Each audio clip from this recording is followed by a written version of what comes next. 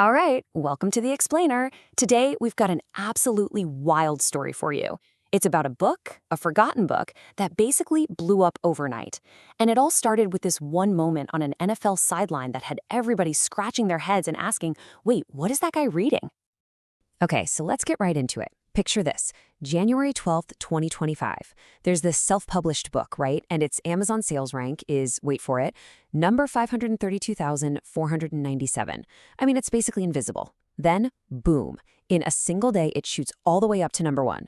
A book that was maybe selling a copy or two a day is suddenly flying off the shelves, over 100,000 copies in a week. And how it happened?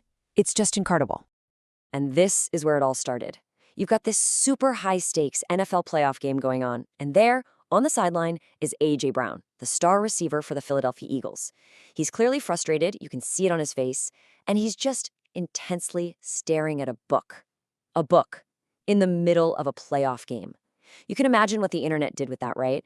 People were joking that the chapter he was on must have been called something like this.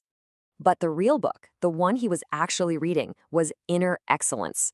And get this, it was first published way back in 2009. It had been sitting around pretty much unnoticed for over a decade. So this wasn't just some guy killing time on the sideline, you know? This was a world-class athlete turning to this specific book in the middle of all that pressure.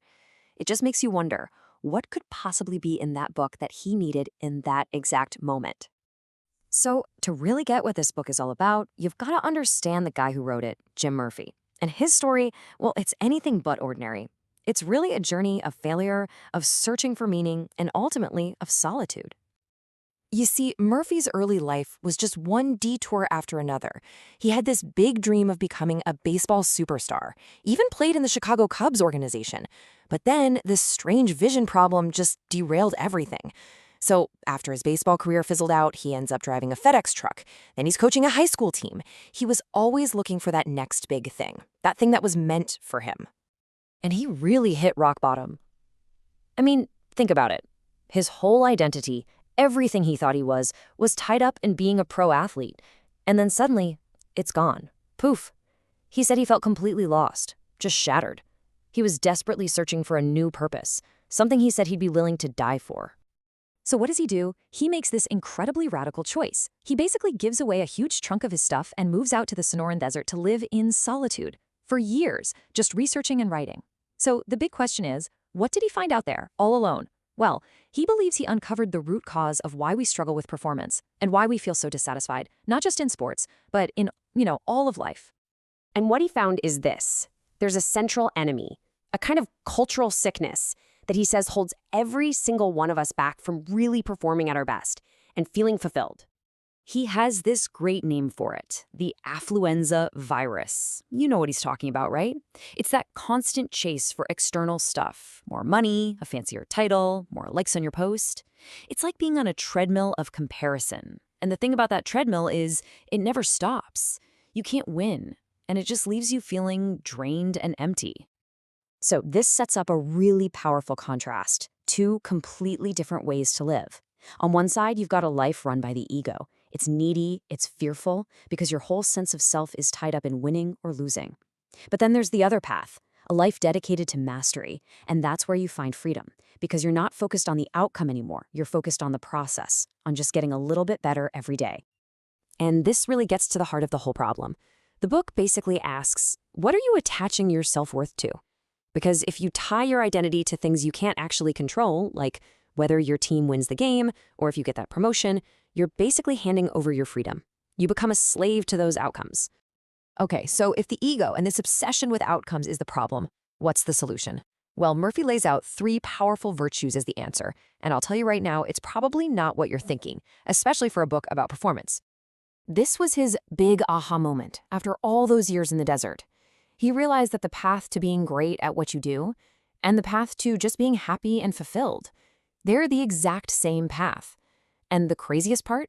It doesn't start in your head with all that mental toughness stuff we always hear about. No, he says it starts with the heart. So here they are, the 3 pillars of inner excellence. First, love. And that's really just about being true to yourself, being authentic. Second, wisdom. That's about finding a purpose that's bigger than just you and your own ego. And finally, courage. This is the big one. It's the ability to just be here, right now, in this moment, without worrying about the future or dwelling on the past. So here's the key takeaway. The ultimate goal isn't just to win, it's to find the state he calls resonance. You know that feeling, right? It's like being in the zone or in a state of flow where you just feel completely present and alive. And the magic is, when you can find that state, amazing performance just happens. It becomes a side effect, not the thing you're desperately chasing. Okay, so let's circle all the way back to where we started, back to A.J. Brown on that sideline.